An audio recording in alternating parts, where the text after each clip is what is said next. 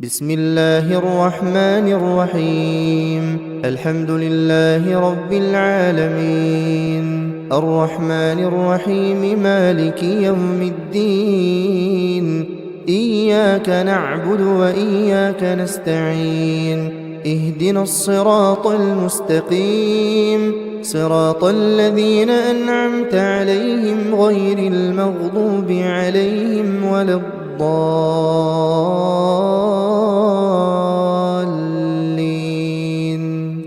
بسم الله الرحمن الرحيم. الله لا إله إلا هو الحي القيوم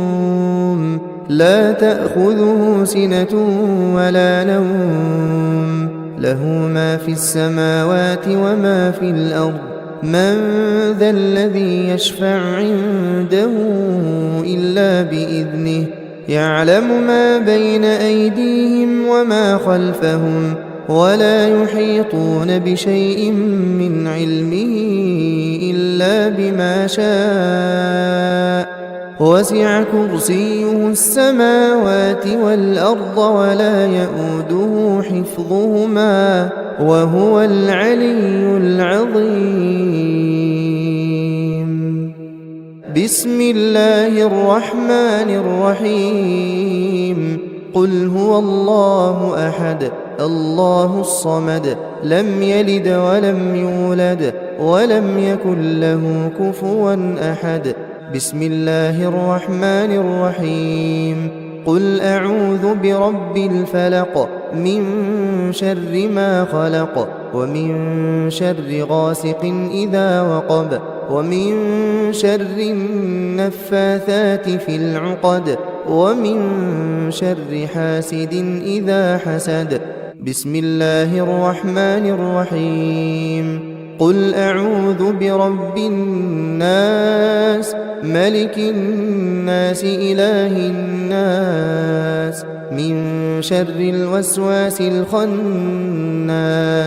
الذي يوسوس في صدور الناس من الجنة والناس. بسم الله الرحمن الرحيم. تبت يدا أبي لهب وتب ما أغنى عنه ماله وما كسب سيصلى نارا ذات لهب وامرأته حمالة الحطب في جيدها حبل من مسد. بسم الله الرحمن الرحيم. إذا جاء نصر الله والفتح ورأيت الناس يدخلون في دين الله أفواجا فسبح بحمد ربك واستغفره إنه كان توابا. بسم الله الرحمن الرحيم. قل يا أيها الكافرون لا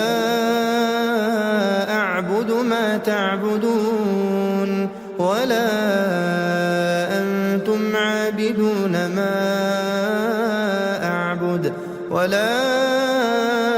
أنا عابد ما عبدتم ولا أنتم عابدون ما أعبد لكم دينكم ولي دين. بسم الله الرحمن الرحيم. إنا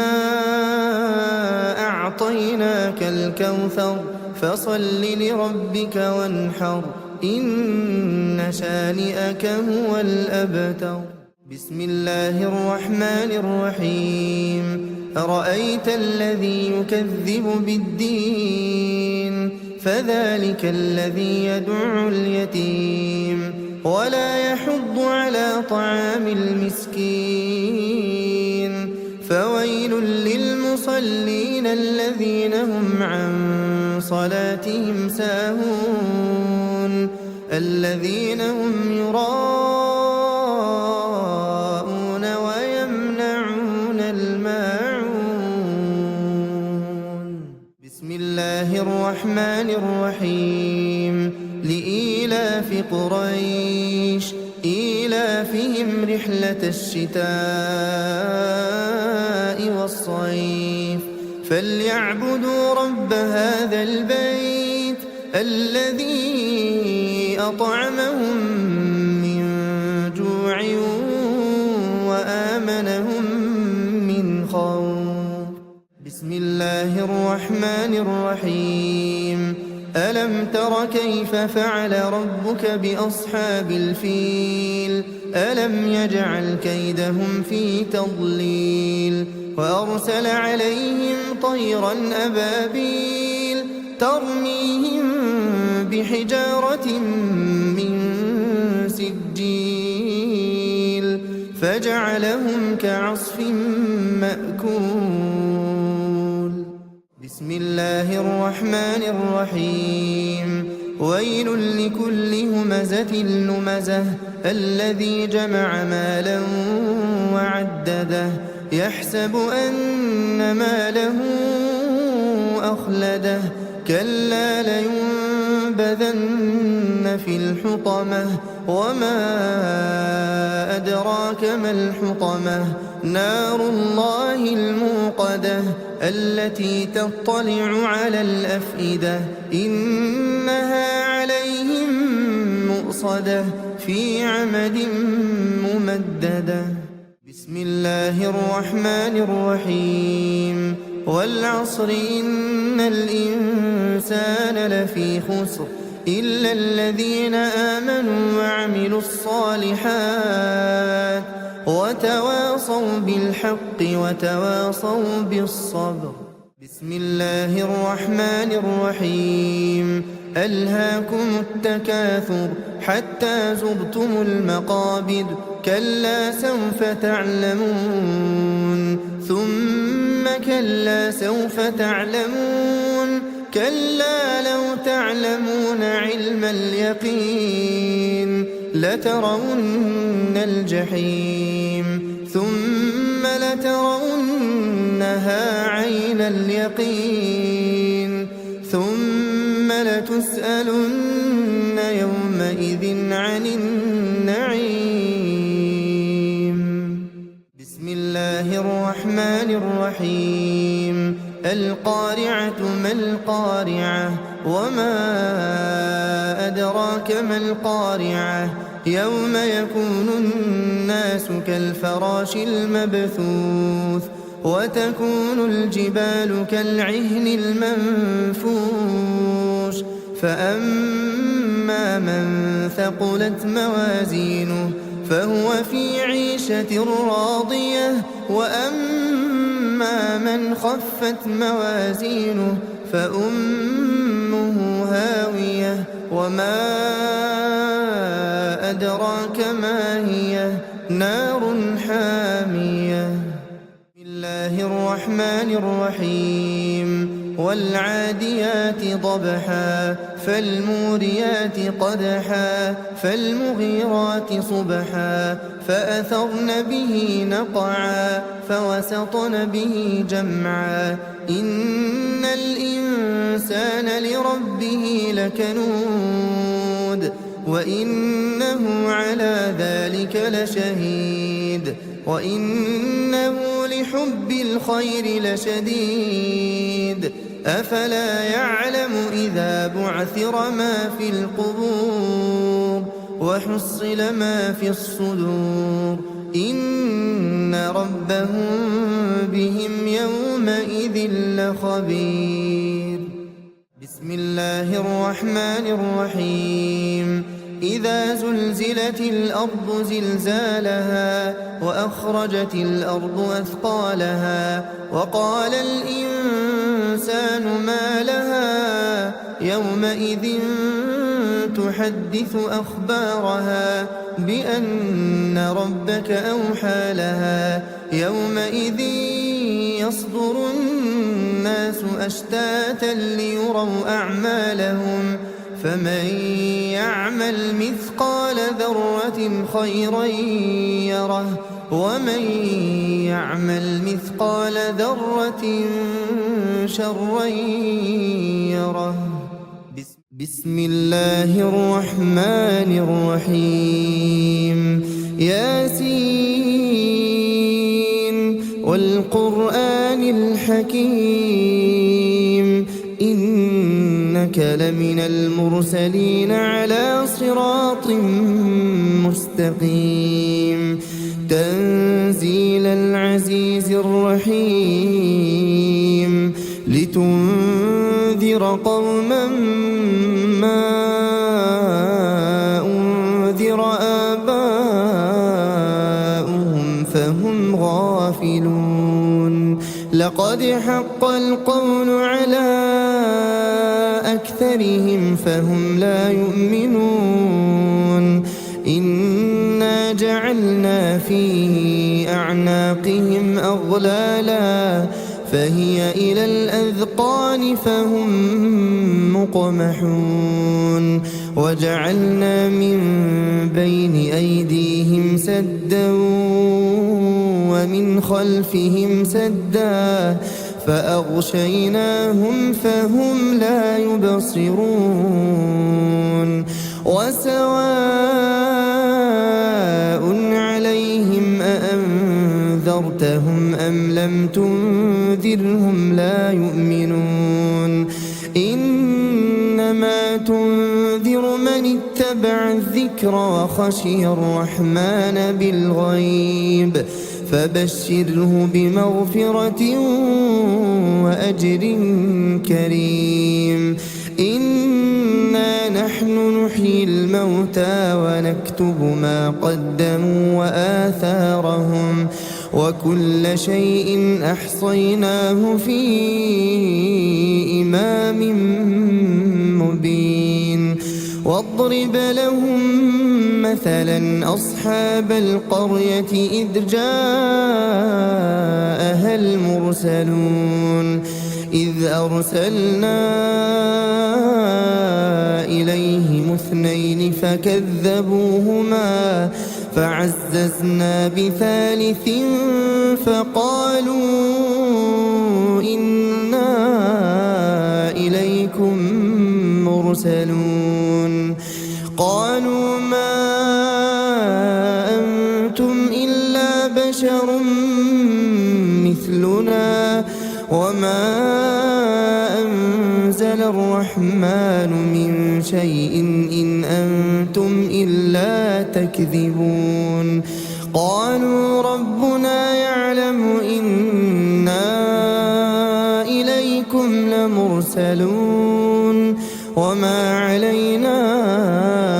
إلا البلاغ المبين. قالوا إنا تطيرنا بكم لئن لم تنتهوا لنرجمنكم وليمسنكم منا عذاب أليم. قالوا طائركم معكم أئن ذكرتم بل أنتم قوم مسرفون. وجاء من أقصى المدينة رجل يسعى قال يا قوم اتبعوا المرسلين اتبعوا من لا يسألكم أجرا وهم مهتدون. وما لي لا أعبد الذي فطرني وإليه ترجعون. أأتخذ من دونه آلهة إن يردني الرحمن بضر لا تغني عني شفاعتهم شيئا ولا ينقذون. إني إذا لفي ضلال مبين. إني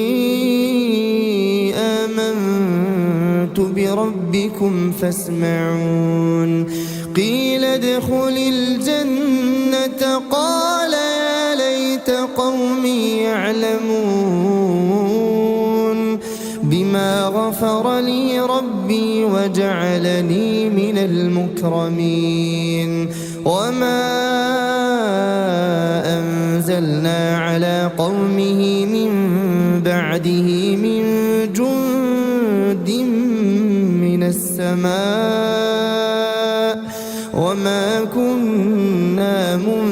منزلين إن كانت إلا صيحة واحدة فإذا هم خامدون يا حسرة على العباد ما يأتيهم من رسول إلا كانوا به يستهزئون ألم يروا كم أهلكنا قبلهم من القرون أنهم إليهم لا يرجعون وإن كل لما جميع لدينا محضرون وآية لهم الأرض الميتة أحييناها وأخرجنا منها حبا فمنه يأكلون وجعلنا فيها جنات من نخيل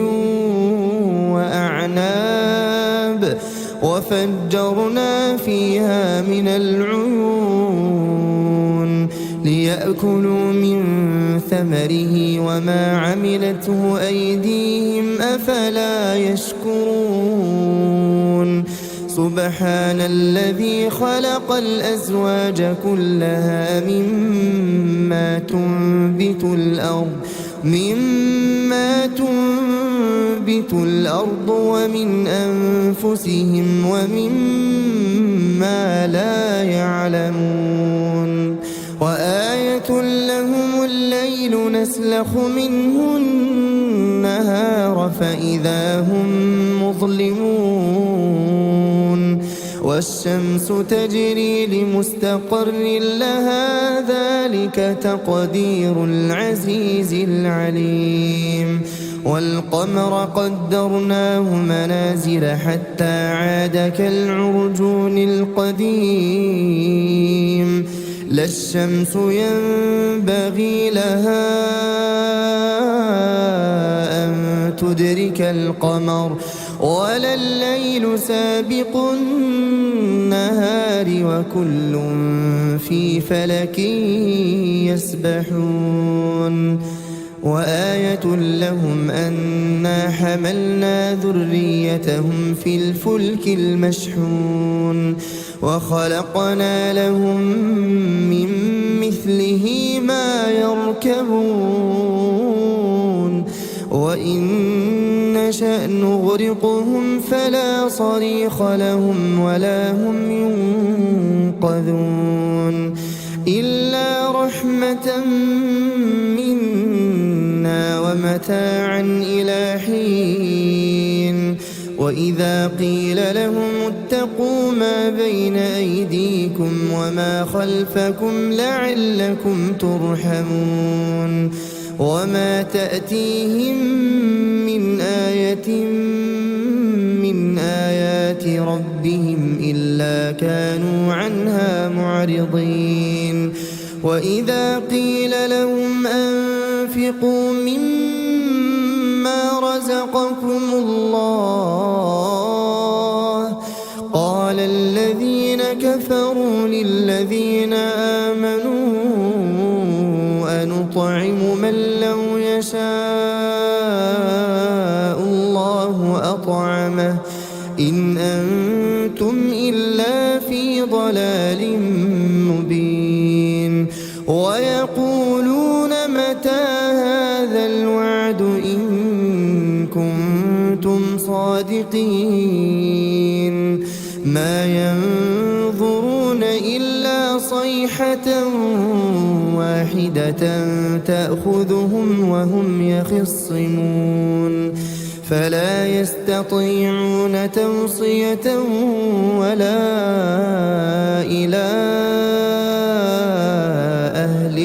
يرجعون ونفخ في الصور فإذا هم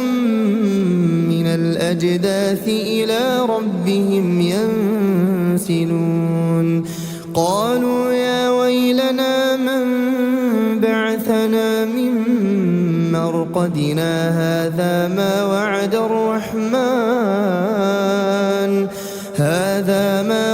الرحمن وصدق المرسلون إن كانت إلا صيحة واحدة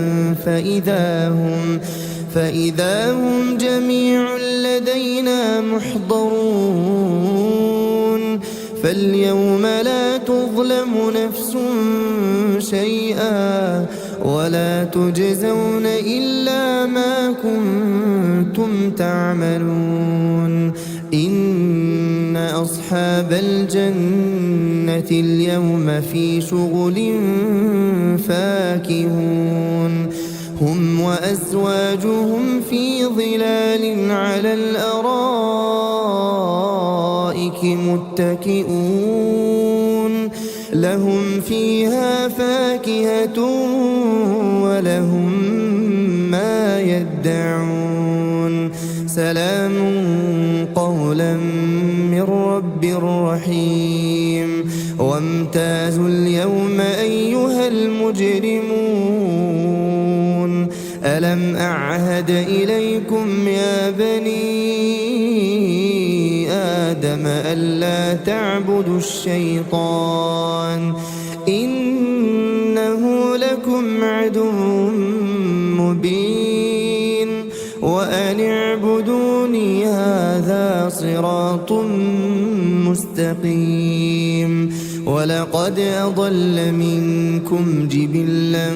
كثيرا أفلم تكونوا تعقلون هذه جهنم التي كنتم توعدون اصلوها اليوم بما كنتم تكفرون اليوم نختم على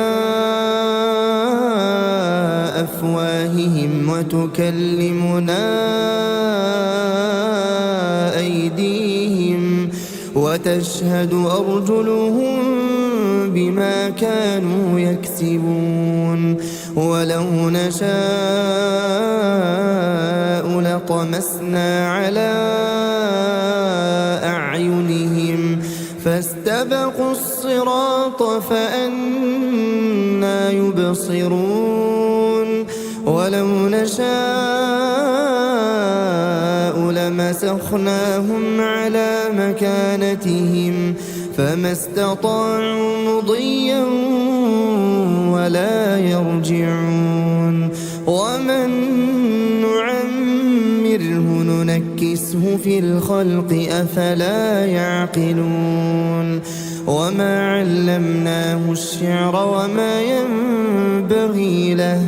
إن هو إلا ذكر وقرآن مبين لينذر من كان حيا ويحق القول على الكافرين أولم يروا أنا خلقنا لهم مما عملت أيدينا أنعاما فهم لها مالكون وذللناها لهم فمنها ركوبهم ومنها يأكلون ولهم فيها منافع ومشارب أفلا يشكرون واتخذوا من دون الله آلهة لعلهم ينصرون لا يستطيعون نصرهم وهم لهم جند محضرون فلا يحزنك قولهم إنا نعلم ما يسرون وما يعلنون أولم ير الإنسان أنا خلقناه من نطفة صُحُفٍ فإذا هو خصيم مبين وضرب لنا مثلا ونسي خلقه قال من يحيي العظام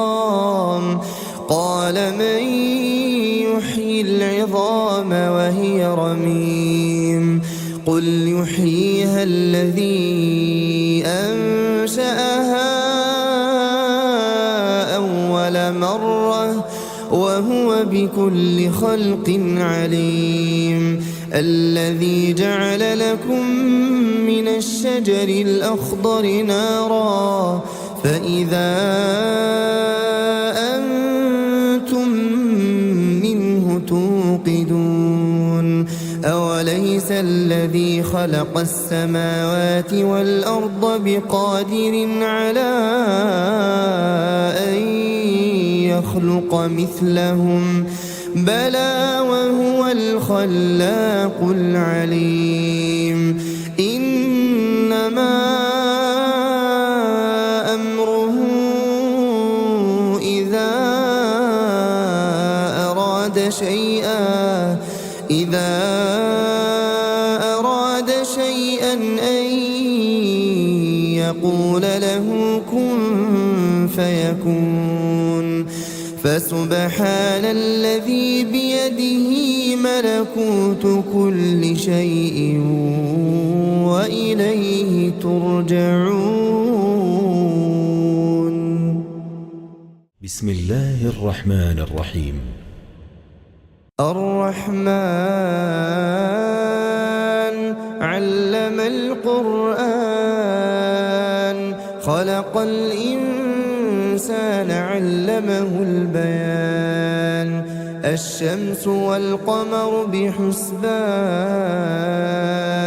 والنجم والشجر يسجدان والسماء رفعها ووضع الميزان ألا تطغوا في الميزان وأقيموا الوزن بالقسط ولا تخسروا الميزان والأرض وضعها للأنام فيها فاكهة والنخل ذات الأكمام والحب ذو العصف والريحان فبأي آلاء ربكما تكذبان خلق الإنسان من صلصال كالفخار وخلق الجان من مارج من نار فبأي آلاء ربكما تكذبان رب المشرقين ورب المغربين فبأي آلاء ربكما تكذبان مرج البحرين يلتقيان بينهما برزخ لا يبغيان فبأي آلاء ربكما تكذبان يخرج منهما اللؤلؤ والمرجان فبأي آلاء ربكما تكذبان وله الجوار المنشآت في البحر كالأعلام فبأي آلاء ربكما تكذبان كل من عليها فان ويبقى وجه ربك ذو الجلال والإكرام فبأي آلاء ربكما تكذبان يسأله من في السماوات والأرض كل يوم هو في شأن فبأي آلاء ربكما تكذبان سنفرغ لكم أيها الثقلان فبأي آلاء ربكما تكذبان يا معشر الجن والإنس إن استطعتم أن تنفذوا من أقطار السماوات والأرض فانفذوا لا تنفذون إلا بسلطان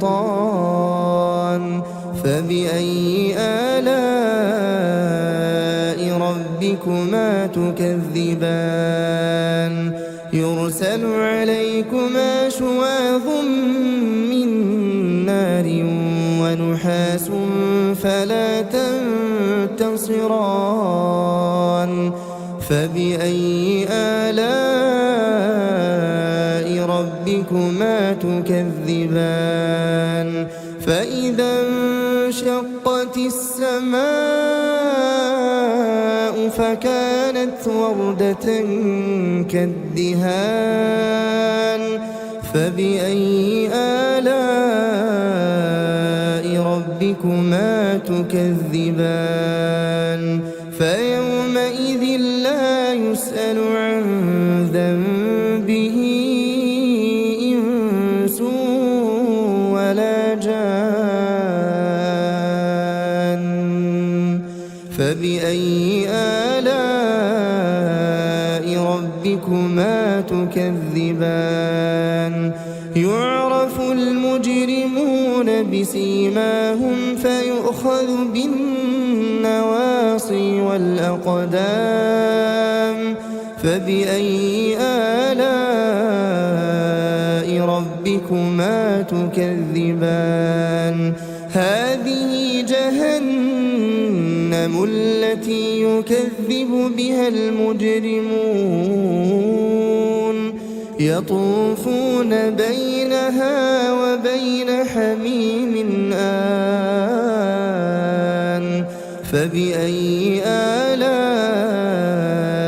ربكما تكذبان ولمن خاف مقام ربه جنتان فبأي آلاء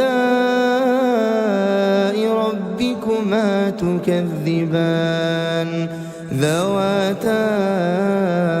أفنان فبأي آلاء ربكما تكذبان فيهما عينان تجريان فبأي آلاء ربكما تكذبان فيهما من كل فاكهة زوجان فبأي آلاء ربكما تكذبان متكئين على فرش بطائنها من استبرق وجنى الجنتين دان فبأي آلاء ربكما تكذبان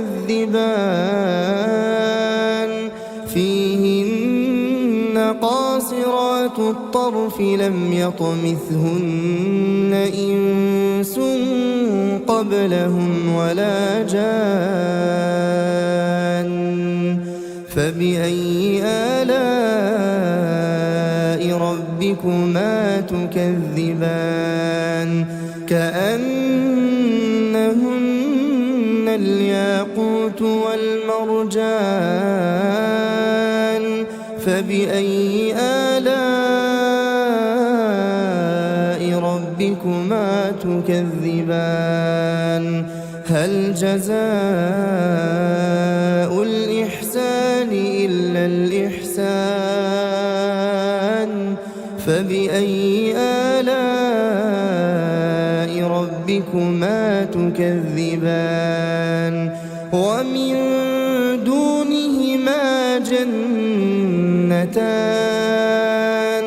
فبأي آلاء ربكما تكذبان مدهامتان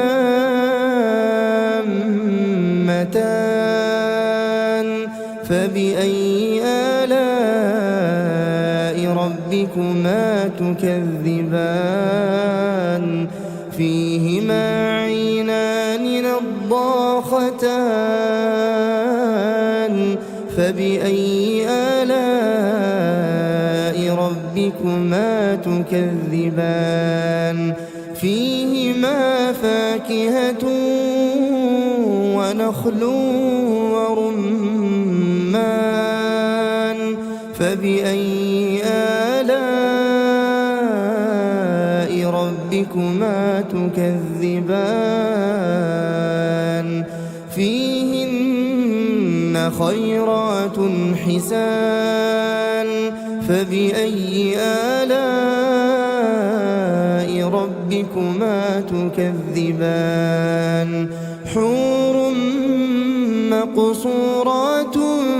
في الخيام فبأي آلاء ربكما تكذبان لم يطمثهن إنس قبلهم ولا جان فبأي آلاء ربكما تكذبان متكئين على رفرف خضر وعبقري حسان فبأي آلاء ربكما تكذبان تبارك اسم ربك ذي الجلال والإكرام بسم الله الرحمن الرحيم إذا وقعت الواقعة ليس لوقعتها كاذبة خافضة رافعة إذا رجت الأرض رجا وبست الجبال بسا فكانت هباء منبثا وكنتم أزواجا ثلاثة فأصحاب الميمنة ما أصحاب الميمنة وأصحاب المشأمة ما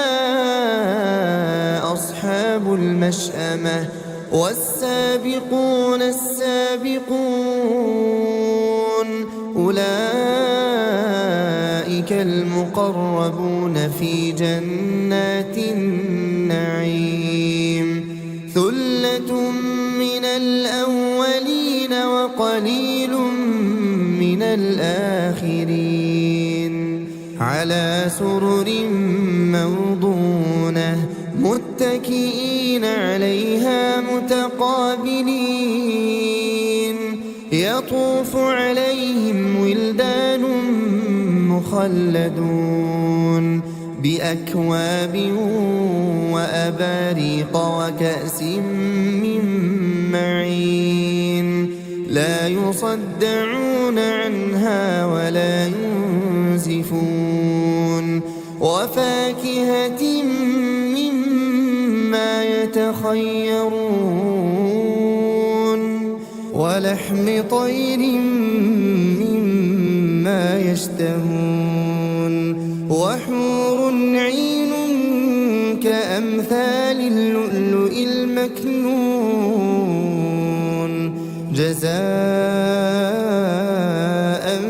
بما كانوا يعملون لا يسمعون فيها لغوا ولا تأثيما إلا قيلا سلاما سلاما. وأصحاب اليمين ما أصحاب اليمين في سدر مخضود وطلح منضود وظل ممدود وماء مسكوب وفاكهة كثيرة لا مقطوعة ولا ممنوعة وفرش مرفوعة. إنا أنشأناهن إنشاء فجعلناهن أبكارا عربا أترابا. لأصحاب اليمين ثلة من الأولين وثلة من الآخرين. وأصحاب الشمال ما أصحاب الشمال في سموم وحميم وظل من يحموم لا بارد ولا كريم. إنهم كانوا قبل ذلك مترفين وكانوا يصرون على الحنث العظيم وكانوا يقولون أئذا متنا وكنا ترابا وعظاما أئنا لمبعوثون أو آباؤنا الأولون. قل إن الأولين والآخرين قل إن الأولين والآخرين لمجموعون إلى ميقات يوم معلوم. ثم إنكم أيها الضالون المكذبون لآكلون من شجر من زقوم فمالئون منها البطون فشاربون عليه من الحميم فشاربون شرب الهيم هذا نزلهم يوم الدين. نحن خلقناكم فلولا تصدقون. أفرأيتم ما تمنون أأنتم تخلقونه أم نحن الخالقون. نحن قدرنا بينكم الموت وما نحن بمسبوقين على أن نبدل أمثالكم وننشئكم فيما لا تعلمون. ولقد علمتم النشأة الأولى فلولا تذكرون. أفرأيتم ما تحرثون أأنتم تزرعونه أم نحن الزارعون. لو نشاء لجعلناه حطاما فظلتم تفكهون. إنا لمغرمون بل نحن محرومون. أفرأيتم الماء الذي تشربون أأنتم أنزلتموه من المزن أم نحن المنزلون. لو نشاء جعلناه أجاجا فلولا تشكرون أفرأيتم النار التي تورون أأنتم أنشأتم شجرتها أم نحن المنشئون نحن جعلناها تذكرة ومتاعا للمقوين فسبح باسم ربك العظيم فلا أقسم بمواقع النجوم وإنه لقسم لو تعلمون عظيم إنه لقرآن كريم في كتاب مكنون لا يمسه إلا المطهرون تنزيل من رب العالمين أفبهذا الحديث أنتم مدهنون وتجعلون رزقكم أنكم تكذبون فلولا إذا بلغت الحلقوم وأنتم حينئذ تنظرون ونحن أقرب إليه منكم ولكن لا تبصرون فلولا إن كنتم غير مدينين ترجعونها إن كنتم صادقين فأما إن كان من المقربين فروح وريحان وجنة نعيم وأما إن كان من أصحاب اليمين فسلام لك من أصحاب اليمين وأما إن كان من المكذبين الضالين فنزل من حميم وتصلية جحيم إن هذا لهو حق اليقين فسبح باسم ربك العظيم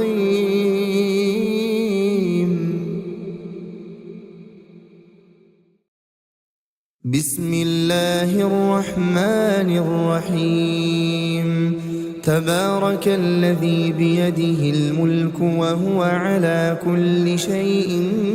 قدير الذي خلق الموت والحياة ليبلوكم أيكم أحسن عملا وهو العزيز الغفور الذي خلق 7 سماوات طباقا ما ترى في خلق الرحمن من تفاوت فارجع البصر هل ترى من فطور ثم ارجع البصر كرتين ينقلب إليك البصر خاسئا وهو حسير ولقد زينا السماء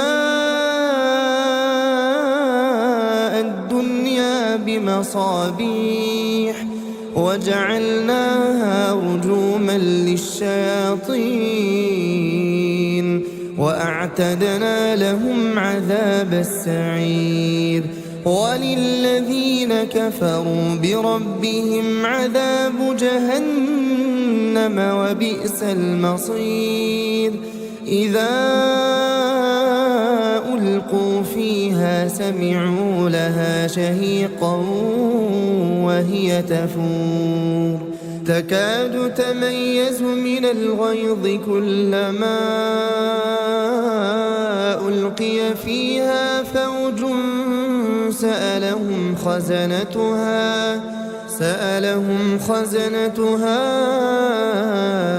ألم يأتكم نذير قالوا بلى قد جاءنا نذير فكذبنا وقلنا ما نزل الله من شيء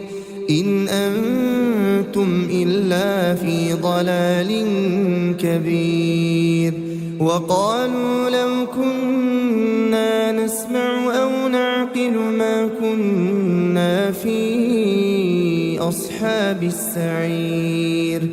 فاعترفوا بذنبهم فسحقا لأصحاب السعير إن الذين يخشون ربهم بالغيب لهم مغفرة وأجر كبير وأسروا قولكم أو اجهروا به إنه عليم بذات الصدور ألا يعلم من خلق وهو اللطيف الخبير هو الذي جعل لكم الأرض ذلولا فامشوا في مناكبها وكلوا من رزقه وإليه النشور أأمنتم من في السماء أن يخسف بكم الأرض فإذا هي تمور أم أمنتم من في السماء أن يرسل عليكم حاصبا فستعلمون كيف نذير ولقد كذب الذين من قبلهم فكيف كان نكير أولم يروا إلى الطير فوقهم صافات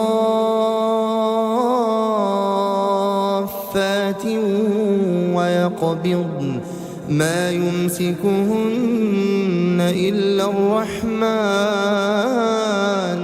إنه بكل شيء بصير أمن هذا الذي هو جند لكم ينصركم من دون الرحمن إن الكافرون إلا في غرور أمن هذا الذي يرزقكم إن أمسك رزقه بل لجوا في عتو ونفور أفمن يمشي مكبا على وجهه أهدى أمن يمشي سويا على صراط مستقيم قل هو الذي أنشأكم وجعل لكم السمع والأبصار والأفئدة قليلا ما تشكرون قل هو الذي ذرأكم في الأرض وإليه تحشرون ويقولون متى هذا الوعد إن كنتم صادقين قل إنما العلم عند الله وإنما أنا نذير مبين فلما رأوه زُلْفَةً سِيئَتْ وُجُوهُ الَّذِينَ كَفَرُوا وَقِيلَ هَذَا الَّذِي كُنتُم بِهِ تَدَّعُونَ قُلْ أَرَأَيْتُمْ إِنْ أَهْلَكَنِيَ اللَّهُ وَمَن مَّعِيَ أَوْ رَحِمَنَا فَمَن يُجِيرُ الْكَافِرِينَ مِنْ عَذَابٍ أَلِيمٍ قُلْ هُوَ الرَّحْمَٰنُ آمَنَّا بِهِ وَعَلَيْهِ تَوَكَّلْنَا فَسَتَعْلَمُونَ مَنْ هُوَ فِي ضَلَالٍ مُّبِينٍ قُلْ أَرَأَيْتُمْ إِنْ أَصْبَحَ مَاؤُكُمْ غَوْرًا فَمَن يَأْتِيكُم بِمَاءٍ